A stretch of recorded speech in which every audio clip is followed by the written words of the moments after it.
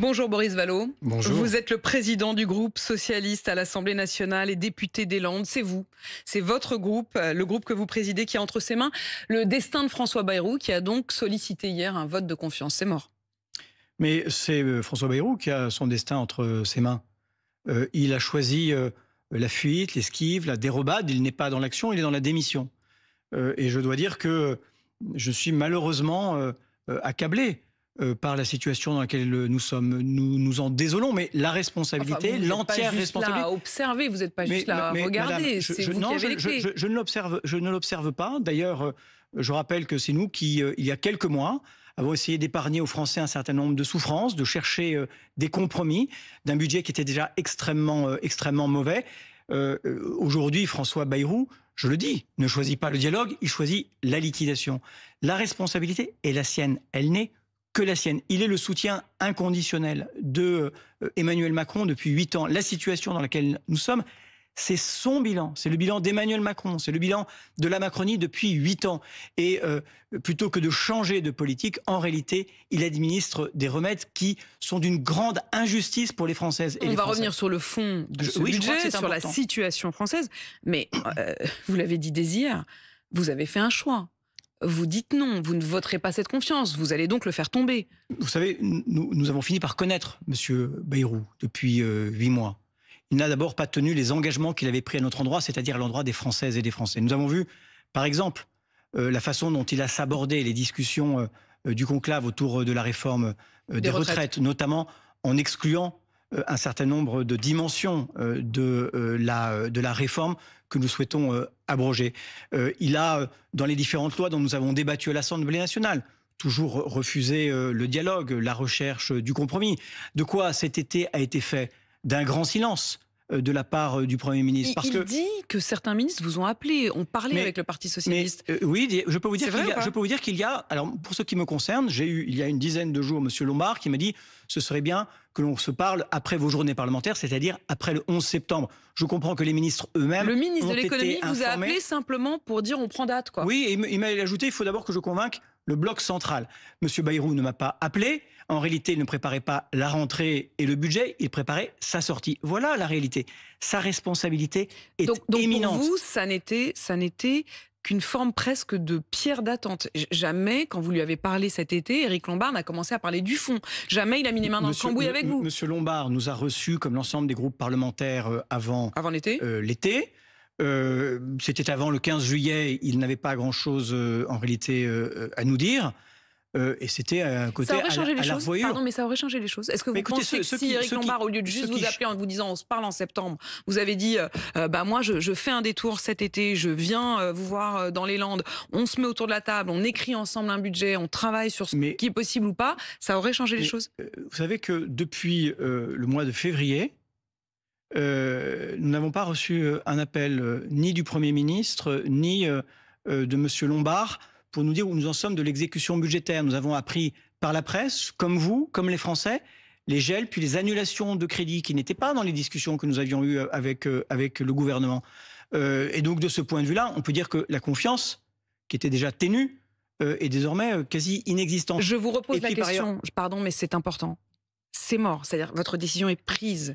Est-ce que l'on peut, parce que c'est lié quand même à ce que le Premier ministre a annoncé le 15 juillet et qu'il a continuellement défendu dans l'été et encore dans son intervention hier. Et si vous jouez le suspense avec moi, est-ce que ça veut dire qu'il y a encore je ne joue pas le suspense. Est-ce qu'il y a encore vous avez entendu le premier secrétaire du Parti socialiste. J'ai réuni les députés hier soir. Nous voterons contre la confiance de ce gouvernement parce que la question qu'il nous posait, c'est celle précisément de la confiance et d'un éventuel chèque en blanc que vous donneriez contre. Je vous ai répondu qu'au moment où nous parlons, nous votons contre la confiance au Premier ministre. Mais je crois qu'il est important quand même de rappeler pourquoi nous en sommes là. Moi, je peux faire crédit au Premier ministre, en effet, d'un constat d'une situation budgétaire et financière accablante. Vous êtes d'accord sur le constat? Quand il dit la France est en danger, vous êtes d'accord? Oui, et j'ajoute, Monsieur Bayrou, c'est votre bilan. C'est le bilan d'Emmanuel Macron. Vous avez consenti 65 milliards de baisse d'impôts depuis 2017. Ce sont les milliards qui manquent à nos services publics.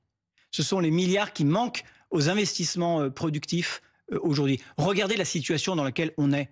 Ils en sont comptables, nous n'en sommes pas responsables. La croissance, ça fait plus longtemps que ça va pas. Moi, vous avez été secrétaire général adjoint de l'Élysée, je vous fais un constat. François Hollande, aux côtés d'Emmanuel Macron, qui lui-même était dans un bureau juste à côté du vôtre à l'Élysée. Alors, on n'a jamais été à l'Élysée en même temps. Vous n'estimez pas qu'il y a une forme de responsabilité commune? Mais je vais vous répondre. Que la responsabilité soit ancienne, sans doute. Mais moi, je fais le constat qu'en mai 2017, les déficits avaient été réduits. Que la protection sociale, c'est-à-dire le périmètre large, était excédentaire. Que le trou de la Sécu, le fameux trou de la Sécu, était en passe d'être comblé. Aujourd'hui, où nous en sommes? Nous en sommes à 3 445 milliards de dettes, près de 113 ou 114% de déficit. Ça, c'est le résultat de 8 ans de macronisme, d'une politique qui n'a pas produit ses effets. Aujourd'hui, la croissance est à tonnes. Nous avons des plans sociaux dans beaucoup d'entreprises. L'industrie est menacée, l'agriculture est à la peine.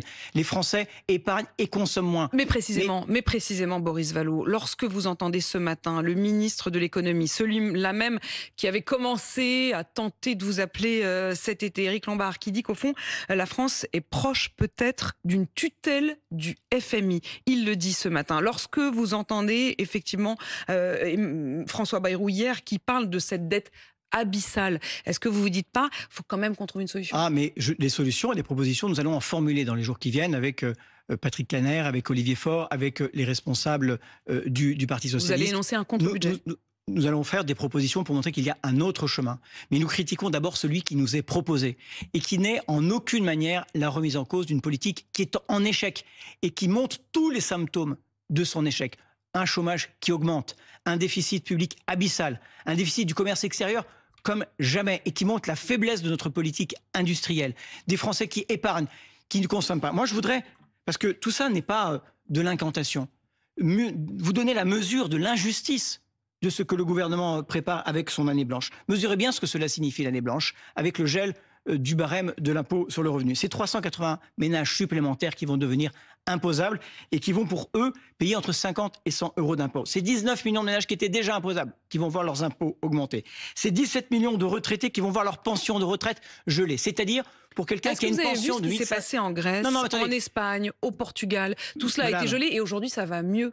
Madame, je peux continuer parce que je ne veux pas exonérer ce gouvernement de la responsabilité qui est la sienne. Quand vous supprimez 3000 postes dans la fonction publique, vous fermez l'équivalent de toutes les maisons départementales des personnes handicapées ou l'équivalent d'un tribunal de proximité. Quand vous remettez en cause l'assurance chômage, vous faites payer pour la 3e fois les demandeurs d'emploi. Lorsque vous supprimez 5,3 milliards, comme c'est prévu, de recettes ou de dotations pour les collectivités locales, ça veut dire des investissements publics en moins. Ça veut dire en réalité que vous allez approfondir la crise. Vous n'allez pas résoudre les déficits. Je voudrais que vous écoutiez précisément le représentant des petites et moyennes entreprises, des commerçants, des artisans. Michel Picon, il était mon invité ce matin sur RMC et il dit que ça va être bien pire si le chaos s'installe, si l'instabilité, qui est au fond l'ennemi des entreprises, de l'emploi, des salariés, s'installe. Oui, je suis très inquiet. La situation des entreprises est préoccupante, que derrière, il y a des salariés. Ça concerne tout le monde. Il y a une situation économique qui est difficile. Il y a peu de croissance. L'emploi se dégrade. Et face à tout cela, on a une classe politique qui, à peine le dernier mot du Premier ministre prononcé, au fond, on se fout un peu de ce qu'il peut raconter. Qu'est-ce que vous lui répondez? Que c'est pas un procès qu'on peut faire aux socialistes. Moi, depuis 2022, avec mes collègues à l'Assemblée nationale, nous posons la question de savoir quelle opposition nous devons être. Nous voulons exercer l'opposition comme on exerce le pouvoir, en responsabilité. Et la responsabilité, c'est de dire stop quand on approfondit une crise à force d'obstination déraisonnable à conduire une politique qui nous a mis dans le gouffre. Quand je dis que nous proposerons, que nous formulerons des propositions, nous formulerons aussi des propositions pour soutenir les entreprises. Nous pensons que nous avons besoin de soutenir la consommation des ménages, que nous avons besoin de soutenir l'investissement, notamment dans la transition écologique.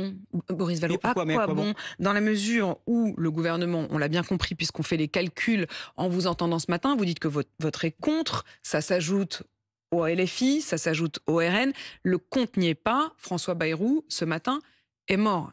À moins que vous ne puissiez changer d'avis. Est-ce que vous pourriez changer d'avis? Vous n'avez pas la naïveté de penser qu'il est soigné autre chose que sa sortie. Il soigne plus sa sortie que le pays. Pardon. Mais il savait déjà que ça ne passerait pas? Écoutez, je crois que quand on présente un budget qui mécontente les Français, qui mécontente les organisations syndicales, qui mécontente celles et ceux avec lesquels il pourrait éventuellement dialoguer, qui est d'une telle violence, d'une telle injustice, qui abîme nos services publics avec à nouveau des formes de déremboursement, des consultations chez les généralistes qui vont augmenter, notamment pour ceux qui n'ont pas de complémentaire. Boris Vallaud, pourriez-vous changer d'avis? Mais il faut changer de politique. Et ce que je constate aujourd'hui, c'est que pour changer de politique, il faut manifestement changer de Premier ministre, puisqu'il n'entend pas changer de politique. Il faut donc changer de Premier ministre. Il en est le co-auteur depuis maintenant 8 ans. Est-ce qu'il faut, Boris Vallaud, changer d'Assemblée? Est-ce que vous appelez à la dissolution? Moi, je n'appelle à rien, parce que je n'en ai pas le pouvoir. La nomination du Premier ministre, enfin, vous en avez quand même le pouvoir, comme la dissolution, madame, dépend du président de la République. Ce que je dis aujourd'hui, c'est qu'il existe un autre chemin, qui est un chemin qui n'ignore pas la profondeur des déficits et la gravité de la situation, qui se préoccupe de ce que les Françaises et les Français qui travaillent puissent vivre de leur travail, qui soutient donc leur pouvoir d'achat, qui se pose la question de nos services publics, qui doivent fonctionner, je pense en particulier à l'hôpital et à l'école. Est-ce que Mme se pose la question de la justice est toujours par exemple votre candidate? Est-ce qu'il y a une candidature de gauche? Écoutez, nous n'en sommes pas là. Moi, je veux d'abord expliquer aux Françaises et aux Français les raisons de notre désaccord dans ce que propose le Premier ministre et le Président de la République. Je veux justifier le choix qui est le nôtre de voter contre la confiance. Et je veux dire, et c'est ce que nous dirons dans les jours qui viennent avec mes collègues socialistes, nous dirons qu'un autre chemin est possible, un chemin de justice, un chemin d'assainissement dans la durée. Mais on ne peut pas exonérer ceux qui ont bénéficié des largesses du gouvernement, qui ont été à certains égards les passagers clandestins depuis des années de la solidarité nationale. C'est qui ça? C'est les très grandes entreprises et c'est les très hauts patrimoines qui se sont enrichis même dans la crise quand les Français s'appauvrissaient.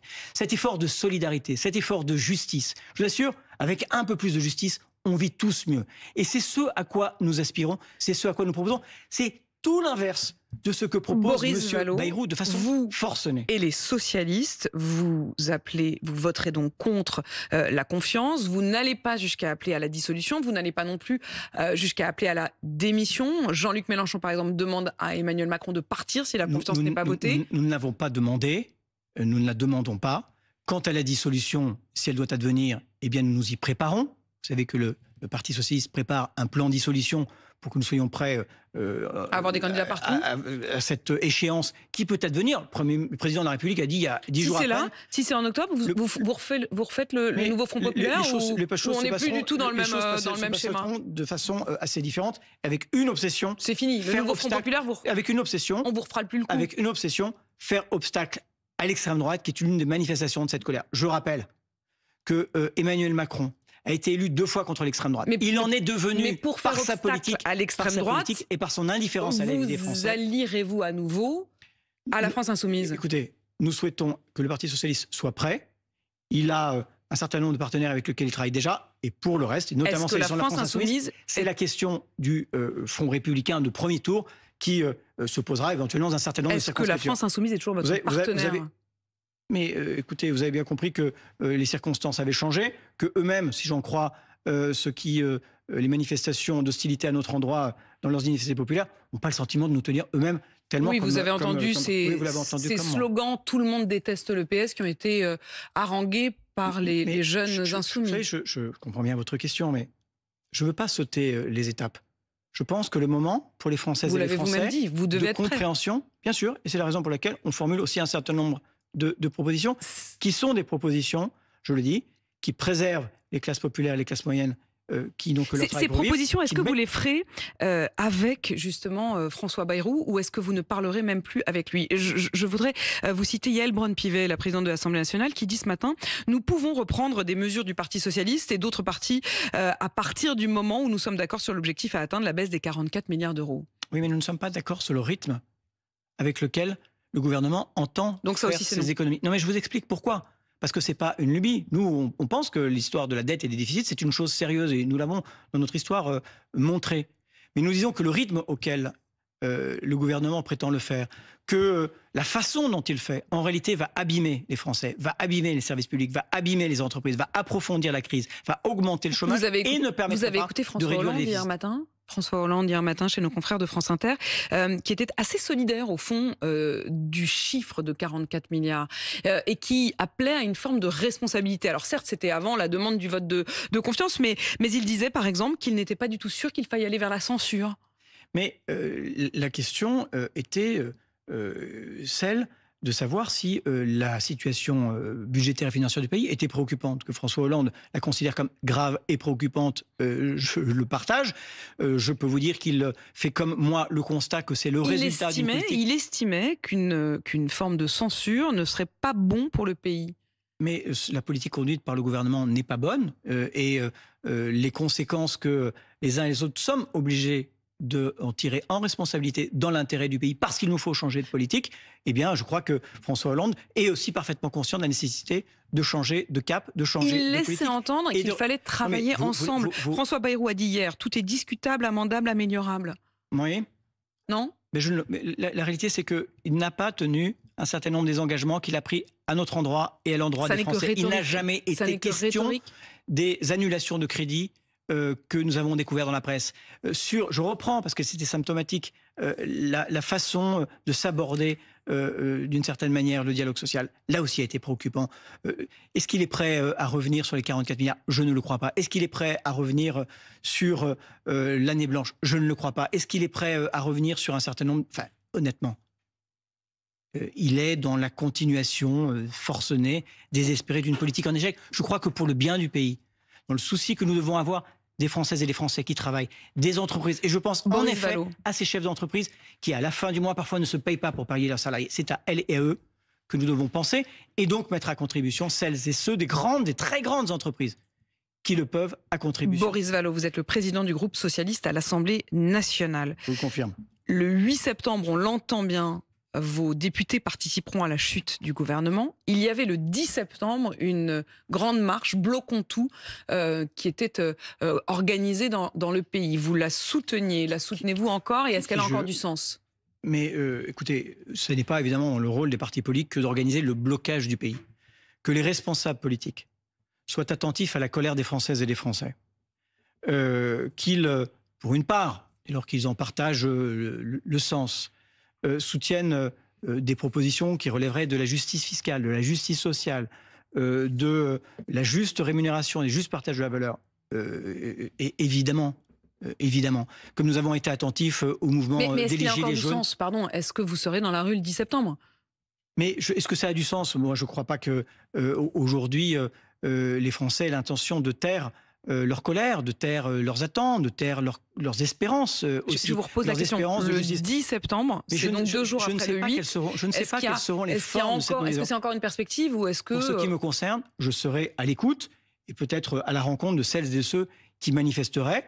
Mais je ne suis pas organisateur de ce mouvement. À chaque fois qu'il y a une tentative de récupération, ça a été voué à l'échec. On le sent bien, c'est ce mot d'ordre, bloquons tout, qui vous met mal à l'aise.